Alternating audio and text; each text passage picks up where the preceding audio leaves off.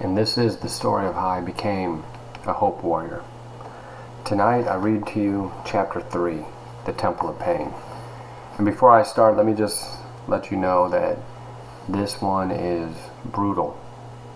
But however, this one sets in motion the life that led me to becoming a professor. It is tough to hear, it is tough to read. However, it is a true story that will certainly allow you the opportunity to find light in the darkest day. Chapter 3, The Temple of Pain. By the time Mama was 10 years old, her birth father had died and her mother had remarried Old Man Dank.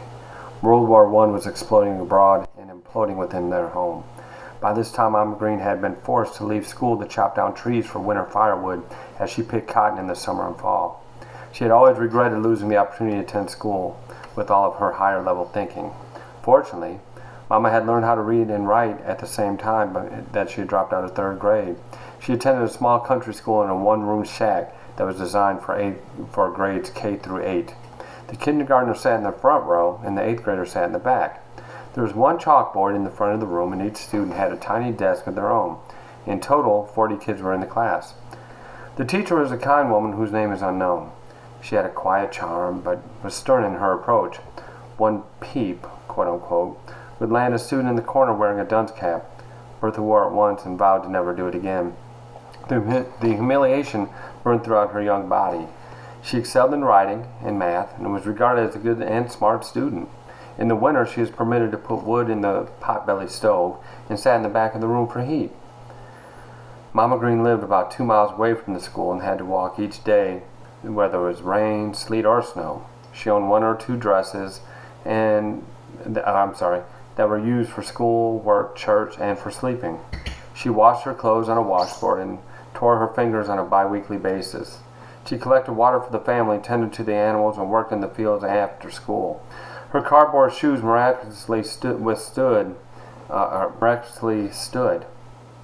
All of the kids were poor and black and had similar work and clothes issues. In Blytheville, graduating from 8th grade was an accomplishment for a chosen few.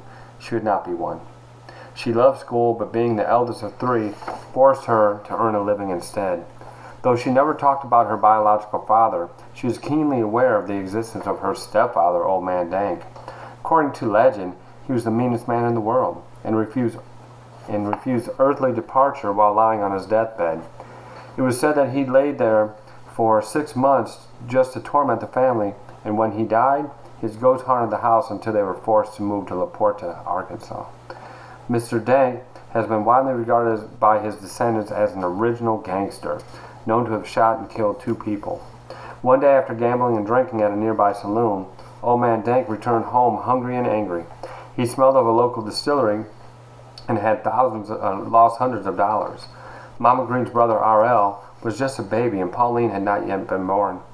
Mama Ladd was out looking for a house cleaning job, as there were few good job possibilities available. When he arrived home, Dank yelled, "Bertha, get in this house! I need you to come cook me something to eat." Sweaty and tired from cotton picking, she perspired as a man in a factory or a worker in a sweatshop. She was 10 years old and her hands were torn from the sharp husk of the cotton fiber. "Cook me some goddamn food, you stupid-ass bitch. Can't you see that I'm hungry?" At that time, Bertha had never cooked and was forced from being a child into the mother's role. She tried to make a breakfast, though it was late in the day, but it turned out to be like prisoner's discarded meal. She didn't use enough flour for the pancakes, added too much milk for the butter, and milk to the batter, and was clueless to the use of baking powder. The eggs ran like a stream, and the oats were overcome by hardening like a big-ass rock. When the slimy cream-colored imitation of food hit the table, Old Man Dank slammed his fist down, shaking the kitchen. "Get in here, dog, and eat this shit." When the dog came to the room, Mr. Dank put the plate on the floor beside him. The dog sniffed the shit and walked away. As Mama Green later told me, I was such a bad cook when I was young that the dog wouldn't even eat it. Though she later became a famous cook at 10 years old, she was, as she used to say, still shitting yellow shit, as a baby would. Enraged and drunk, Old Man Dank ripped Mama Green's dress from her small but strong frame. He then tore his belt off and proceeded to beat her mercilessly. He started by slamming her sweaty face into the kitchen table and pounded it until she stopped squirming. Bloodied welts raced from her back and legs. After unleashing countless lashes, later he took his forearm to the back of her neck and wrapped her arms so that they were immobile. He raped her that day. Thus Mama's innocence was lost forever. Childhood sexual assault destroys. Though Bertha never was a child, she no longer was a human either. Uncertain as to what exactly had happened or why she had been assaulted, the incident shred her inner light. After a period of darkness, she witnessed Dank beat her brother, R.L., at which time she chose to protect her powerless brother by taking the beating meant for him to ensure that her future sister would never experience such tragedy. The one-time beating of her brother brought to life the strongest-willed woman I have ever met. Her desire to protect the weak was stronger than her desire to avoid her own brutal experience. It is this context that she developed her most famous saying, which was, "Never let your left hand know what your right hand is doing." She also proclaimed that sometimes you have to stand up for the weak, and if you can't stand up for yourself, why should you stand for anyone else? These philosophies of strength were her survival cries. They guided her through muddied waters and also launched her into a violence that could not have been avoided. Yet, her anguish became her strength, and anger the driver of goodness. Her brutal childhood found its purpose through a love of humanity. When respected, she is a friend for life. When crossed, she bore the teeth of a guard dog at Hades' gate. Without having a teacher at a school to turn to, and a mother intermittently seeking domestic employment, Dank's physical and sexual abuse became routine. She never told her mother. Her brother only knew of the physical abuse, and her sister never saw any of the trauma, only experiencing the broad-based despair associated with absolute poverty. Bertha's childhood was stolen away in that summer of war. She did, however, build a temple out of her pain. Whenever her stepfather would abuse her, she would bury the pain and create illusions. Bertha would take out an axe and imagine Old Man Dank. She would imagine Old Man Dank as a tree as she thrashed at its restorative power. She later said that all she wanted to do was slap the cowwalk and piss out of his mouth. Instead, she picked cotton faster than anyone in her town to show that she had the great skill and was not defeated. She also learned to cook and to prove her worthiness. Mama went to war as a child, and the victory she won was strength. Even when Mr. Dank began to use foreign instruments, I'm not going to read this section, she didn't know it then, but she had endured those horrible beatings, deliberate hunger, and significant aggression.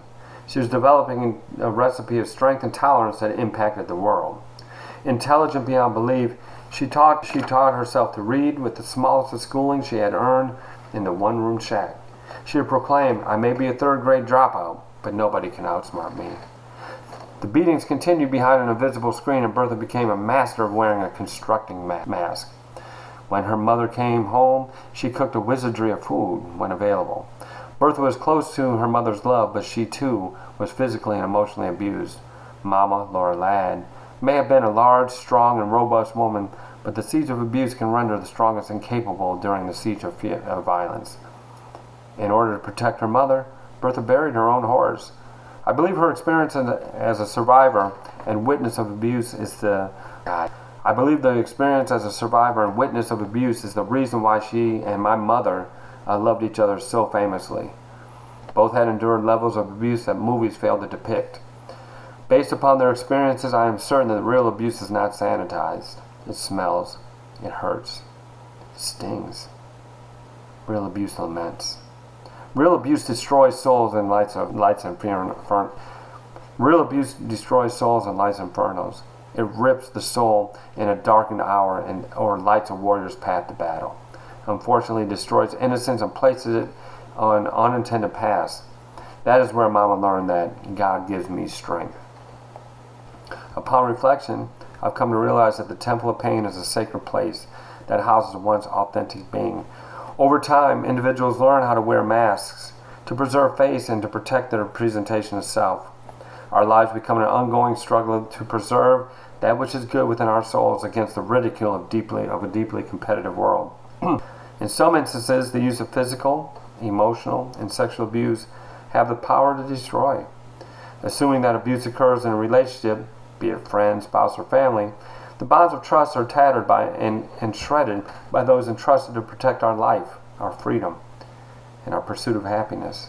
The outcome of such transgressions builds a temple that can either become significantly isolated and lonely or a fuel for strength. The individual response cannot be positively predicted, but the impact is significant nonetheless. The ongoing response of making sense of vulnerability, loss of control, and the unwarranted adversity destroys core cells. The mind goes to work in constructing a coping system in order to persevere. In Mama Green's case, she took her pain and built a fortress. Few people would contest her ability to survive in the face of challenge. She could make a meal out of nothing, while assuring that no one ever left her home hungry. That was her greatest saying. She believed that at the end of the day, we can either be strong and stand up or disappear. For her, she always proclaimed that one should never start a fight, but make sure you end it. By extension, one's strength in the face of adversity changes the world. Those who manage the potential devastation of a spoiled identity can, in fact, extend their strength to others by touching upon the altar in the temple. Lighting a candle from one's own heart can illuminate a path to salvation for those who ride behind masks themselves. When at terms with pain, we are connected and can feed each other from the table of love. Unfortunately, the storms of despair are strong and can only be weathered by the buffer of confidence and esteem. Therefore, given that everyone has a temple of pain, an invitation to enter another person's temple is the highest level of respect. It is a place where survivors break bread every day. The temple is where wisdom is used to feed the weary. As a child, when I was weak or under duress, Mama allowed me entry into her temple. Her love and understanding lit my path, and it was Mama's resolve that paved my journey to the career of a professor and a life as a teacher. This is the story of how I became a Hope Warrior. And please understand that these stories of endurance, these historically based stories, have a way of manifesting themselves in the current situation in ways that we can't imagine. And I must say that without equivocation or a doubt, that Bertha Green provided me a sense of life, a sense of love, and a sense of endurance that I can never repay.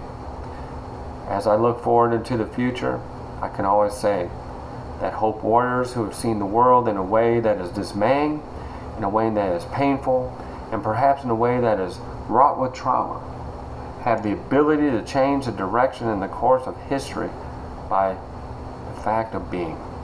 And I, for one, want to share this story with you so that you can understand how I became a Hope Warrior and the reason why I want to share with you the glory of Bertha Lee Green.